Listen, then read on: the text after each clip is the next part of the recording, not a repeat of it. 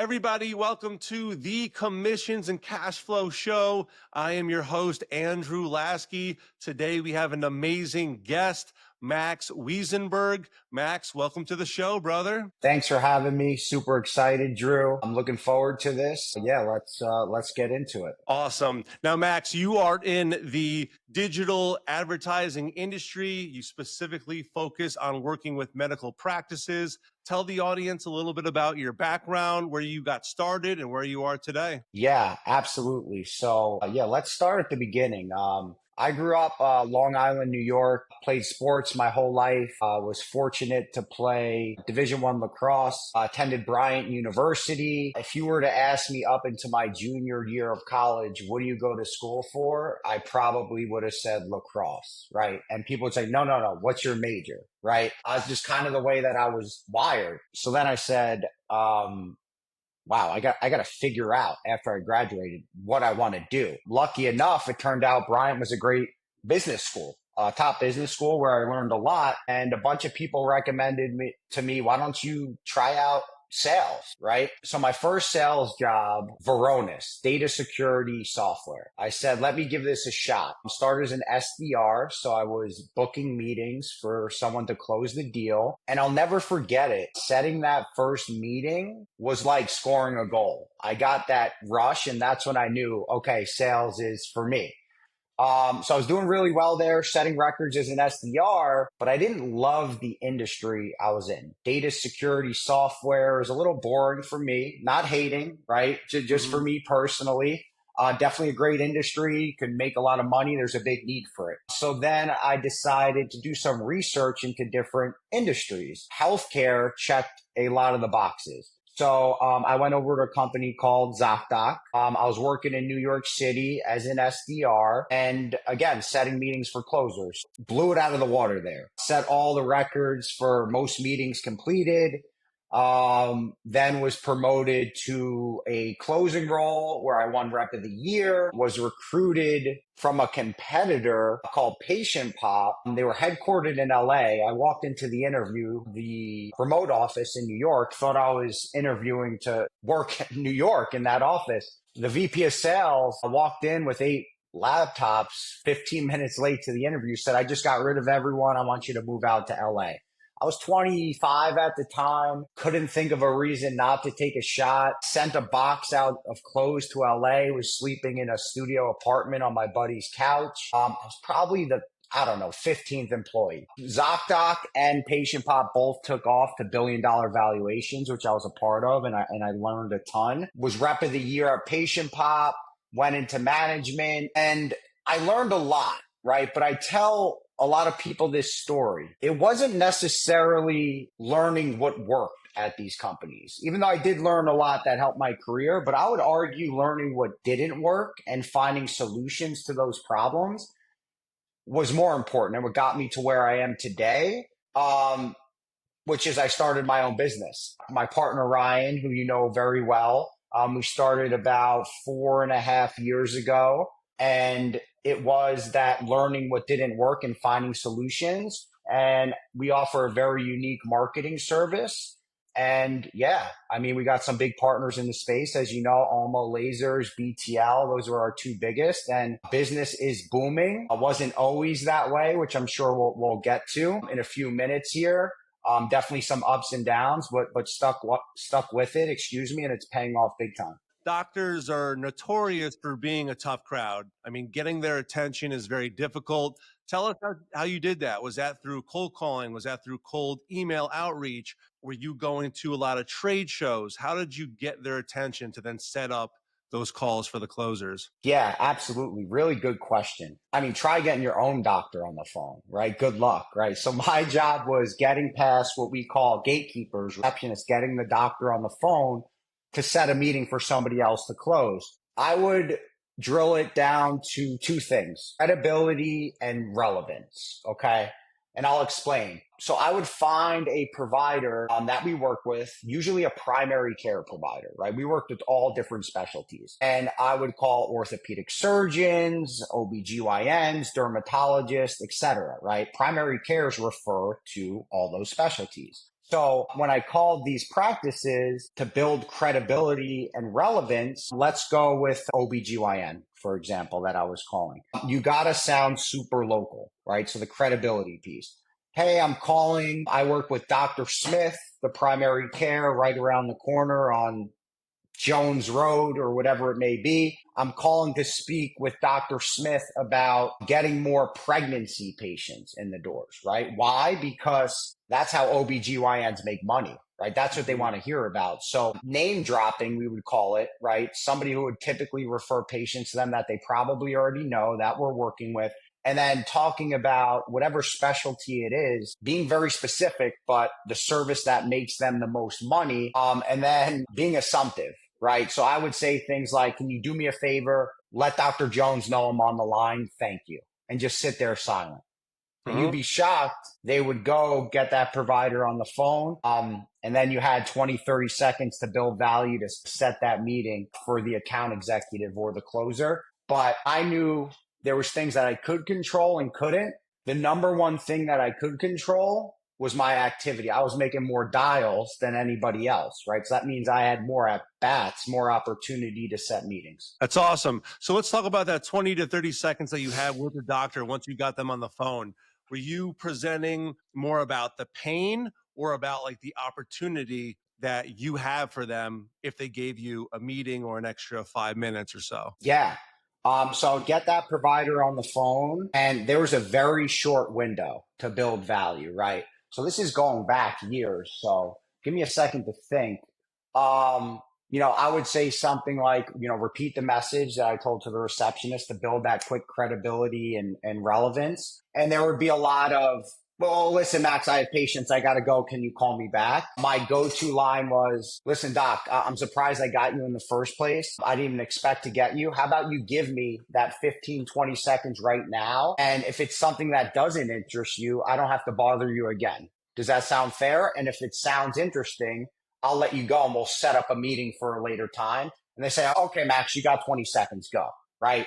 Windows open now. You got to create that value. So again, hit them with the credibility and relevance. At that point, I would name 10, 15 doctors, write them all. I work with Dr. A, B, C, D, E, F, G, right? Hoping that he would recognize one. Maybe that buys me 5 or 10 more seconds just because he knows somebody that I'm working with. Right. ZocDoc was a network of patients, right? For those who aren't familiar, you could search for a provider by insurance, zip code, specialty, right? So the pitch was, Dr. Smith, we have pregnancy patients in our network that are looking for a provider that we have nowhere to send them to, right?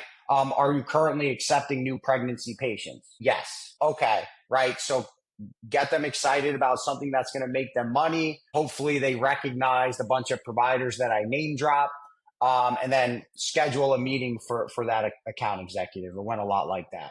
That's awesome. So depending on the specialty that you were speaking to, you had maybe like one or two things that you would emphasize on to hook them in to giving you another 2, 3, or 4 minutes into the initial sales call. Exactly, right? Orthopedic surgeons, they want surgeries, right? When I'm talking to them, hey, we have patients that need shoulder replacement, ACL surgery, etc. You got to be specific to that provider you're talking to. New patients isn't enough, right? New patients could mean a million things, right? These providers don't want low reimbursing insurance patients, right? They don't want to run consultations that they're going to get reimbursed just a couple of bucks. So knowing specifically what makes that provider money was super important. And when you called these offices, did you focus on one specialty at a time?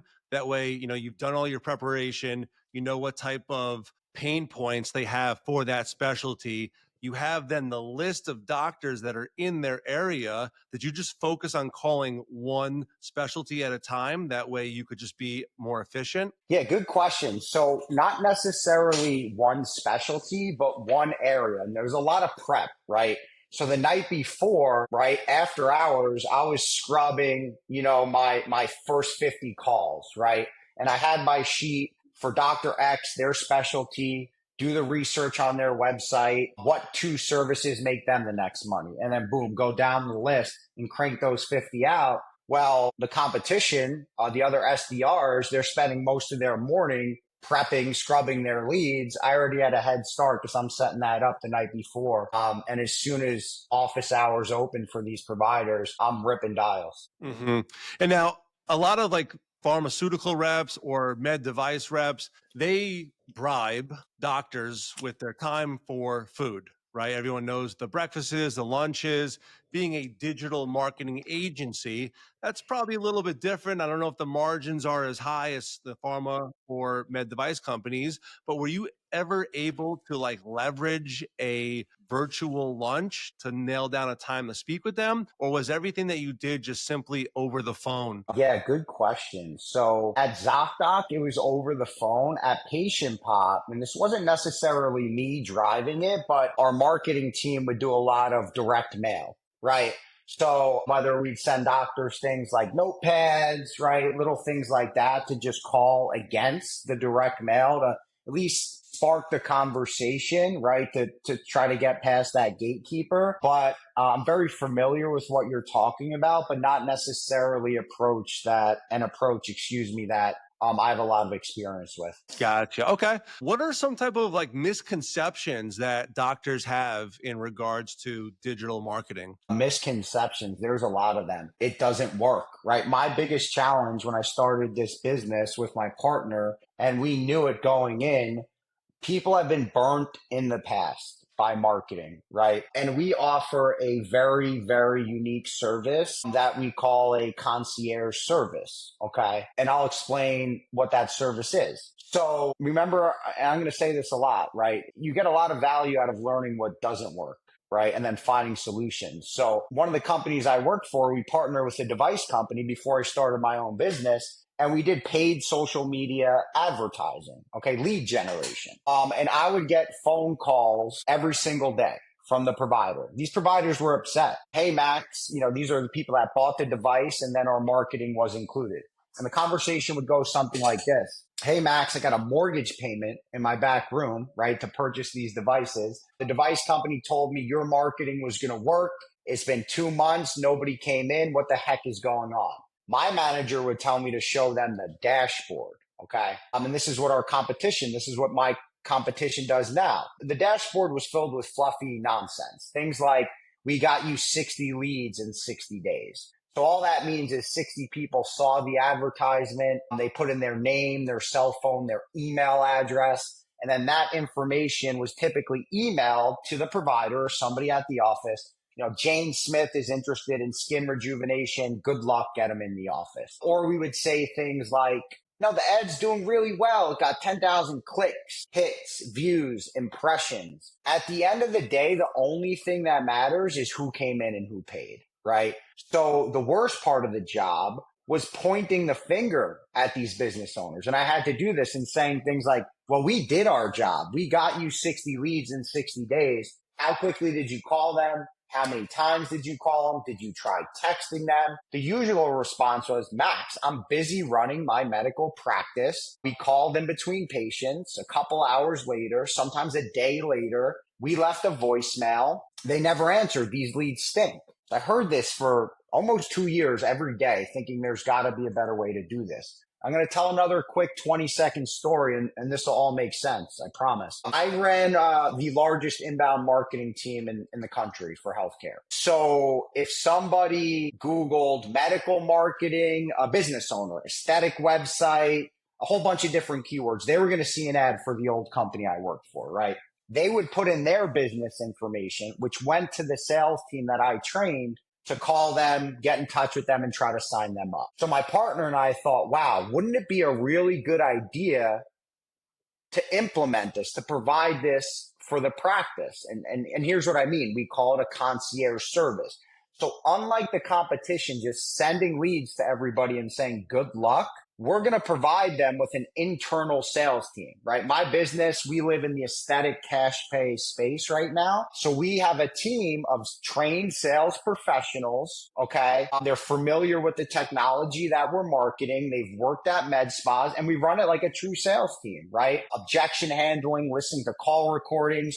So when that lead comes in, what we're going to do is run it through a cadence, which I've tested. I've wrote sales scripts. I've tested cadences. So when that lead comes in, we're going to hit it 8 times over 6 days. Lead response time is the most important metric.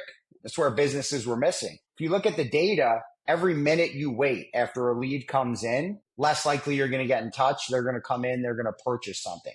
So when they fill out these ads, we hit them with the text automatically. We always call within 5 minutes. We run them through that cadence. We get them on the phone for the business. We speak with them. We qualify. And we book the consultation for them right into their scheduling software. That's awesome. So not only are you using your sales skills to get the business, but you're using your sales skills to get the physician business. I think that's so cool. That's definitely has to be a very big separator from other marketing companies in the industry. Going back to the actual sales process. So once you moved from the appointment setter to the closer, tell the audience what the sales process looks like for digital advertising when you're speaking with a physician and you're now going into like the demo phase and actually close the deal. Yeah, absolutely. Good question. So the sales process as a closer. Okay. So most of my meetings are ran over probably a 30, 40-minute Zoom call. Okay. And I'm doing prep on their current, what I would call online presence, right? And during these calls, we do website search engine optimization and of course our concierge service. It is definitely a transactional sale, right? So the sales cycle is very short. A lot of one call closes or one follow-up call, get that yes, no. If you get them, great. If not, move on to the next lead. So on these calls, and this is something I learned at Patient Pop that really made me successful, in my opinion. Well, there's two things. I never lost that grit of being an SDR, right? So when I got promoted, I had somebody setting meetings for me. But again, it comes down to at bats. It's math, right?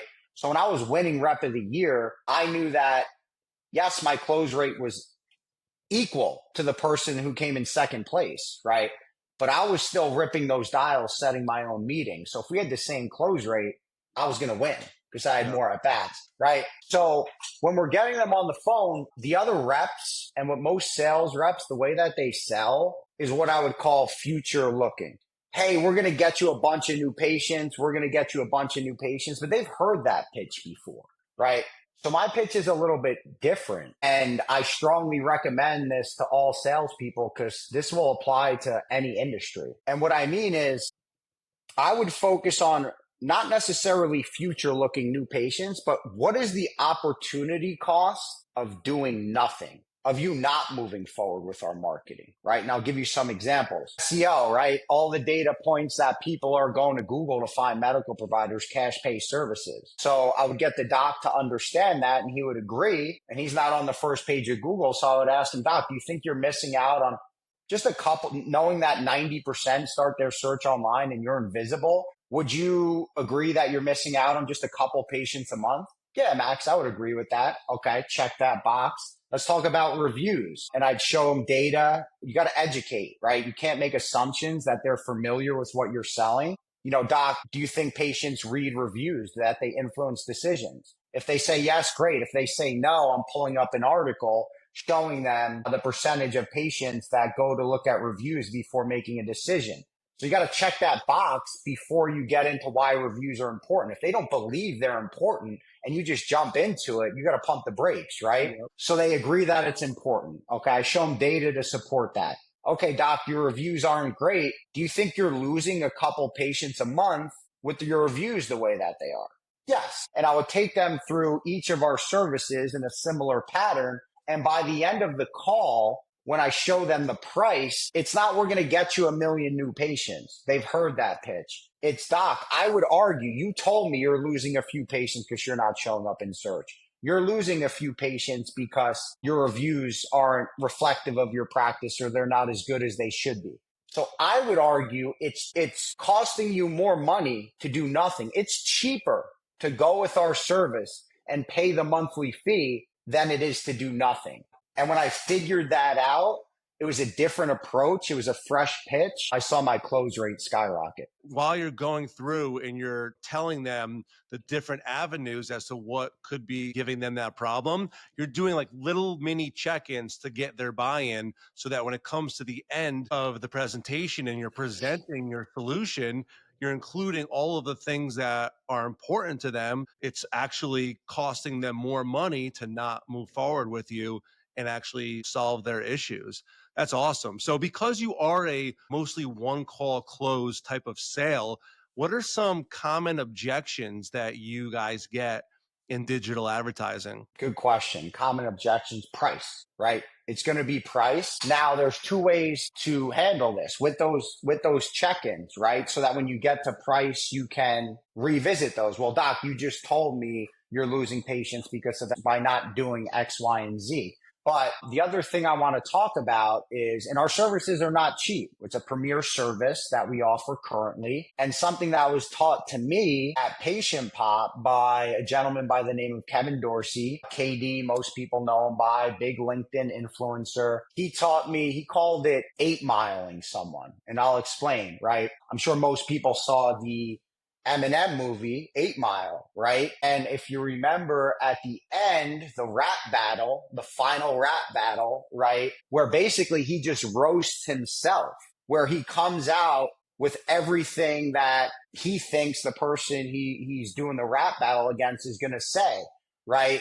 So if you know, and price is the biggest objection, our services are expensive, you know that's going to come at some point in every conversation. Don't sit back and wait for it, right? Because you're going to lose control of that conversation, right? So what can you do is you come out, you 8-mile them. I know our services are more expensive than the competition, but I just showed you X, Y, and Z, right? This will keep you in control of the conversation. You know they're thinking it's expensive.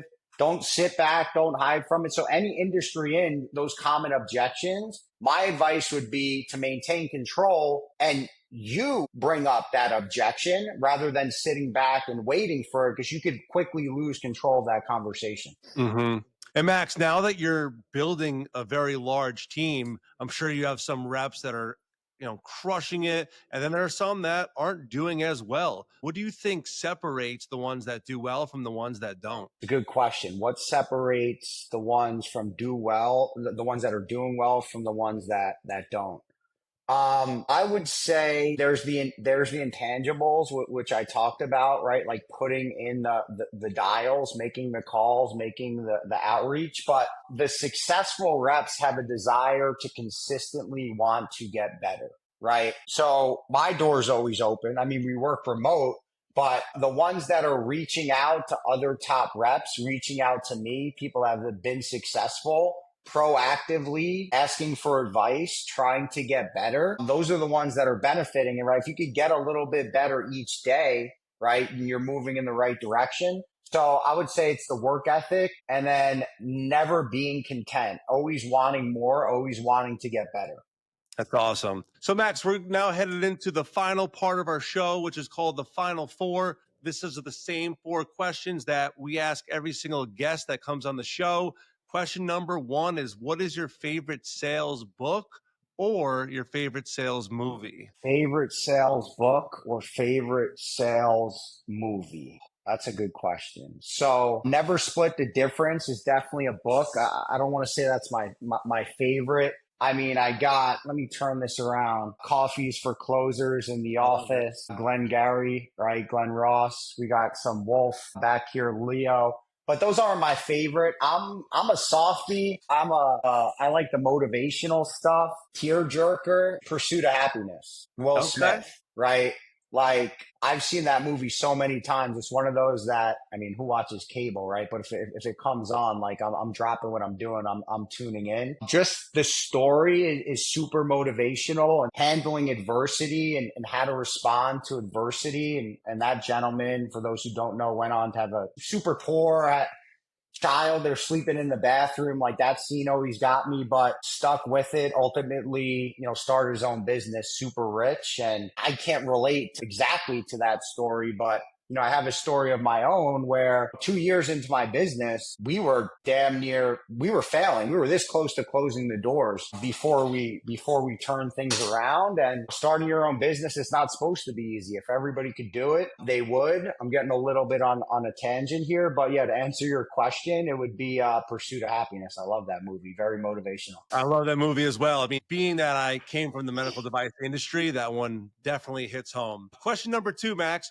what's one strategy or tactic that you implemented that completely changed sales for you? Yeah, so I touched on it. I touched on it earlier. I got to go back to the opportunity cost of doing nothing, like the status quo, right? So being that we're partnered with these device companies and, I'm speaking to a lot of them before they make the purchase of the device, right? To explain the marketing because our services are included with our big partners. And, you hear a lot of the same things. Reimbursements are down, making less and less money each year. So sure, you could talk about, hey, you could buy this device. The average patient is 3, 4, 5K plus. That's cool. But a successful pitch is, drilling into their current pain, the status quo, right? Well, doc, what is the opportunity cost? What does your business look like in 3, 4 years, right? After you're telling me that you're losing money year over year, reimbursements are getting worse. You're working twice as hard as you did 5 years ago for less money. So I understand this is a big investment, right? To purchase a device like this. But what does your business look like without this purchase? And if you do nothing in the next 3, 4, 5 years. So that's definitely hands down the number one thing for me that changed the way I pitch, the way I coach people. And I saw the biggest increase in my close rate throughout my career. I love it. Question number 3, what is your favorite purchase that you've ever made with a commission check? Favorite purchase with a commission check? The next purchase. Nah, right. Actually, just last week, I just got a blacked out full body Range Rover. Ooh. Range Rover SE. Full size, baby. Yeah. You got to do Yeah. that. I love it. Yeah. So that's number one for sure until the next one. So I know when we talk again, I'll have a better one for you. I love it. Last question, knowing what you know now, if you had to start all over in sales again, what would be the first thing that you would do? Another good question. In the beginning of my career, like super competitive, almost arrogant, if I want to be honest, to a fault, where my competitiveness would get in the way. So I had trouble asking for help early in my career, right? So if I could go back and do it again, I call it being a sponge, right? Like whatever company you go to, right? Identify somebody, and I learned this later in my career, who has a similar sales style to you. That's really important. You can't imitate someone with a whole different sales style. Similar sales style to you, that's really successful, and never be afraid to put your hand up and ask for help. Right? Mm-hmm. There's great salespeople out there who have done it before. Don't let your pride get in the way. Soak it up. Be a sponge. There's so many great people that you could learn from. And it just took me a couple years. And now I love when I don't know something, I'm the first one to throw my hand up. I know what I'm good at this point in my career, and I focus that. But we have a whole bunch of different departments, right? So when there's something I'm not good at as a business owner, go find somebody who really is good at that, right? And let them do their thing. So I would say being comfortable asking for help, especially early on in your career. If I could go back and do it again, I think that would expedited where I am today and my success. That's awesome. Yeah, I feel like a lot of people, they let their ego get in the way and they're afraid to ask questions when in reality, it's the ones that really annoy like other reps that get the information that they need and they collapse time and they become way more successful than some of the other guys simply because they ask for help. So Max, thank you so much for coming on the show. This has been amazing. If people want to learn more about you, where can they find you? Yeah, absolutely. Hit me up on LinkedIn. We're hiring like crazy. We need bodies for all different departments. So Max Weisenberg, a last name. It's a long one. Weisenberg. We put some recent job postings up there, but I love helping people. I want to pay it forward. There's a lot of people that influence my career. So feel free to reach out to me on LinkedIn. You'll get a response. Awesome. Max, thanks again. I'll talk to you soon, my friend. All right, buddy. Thank you.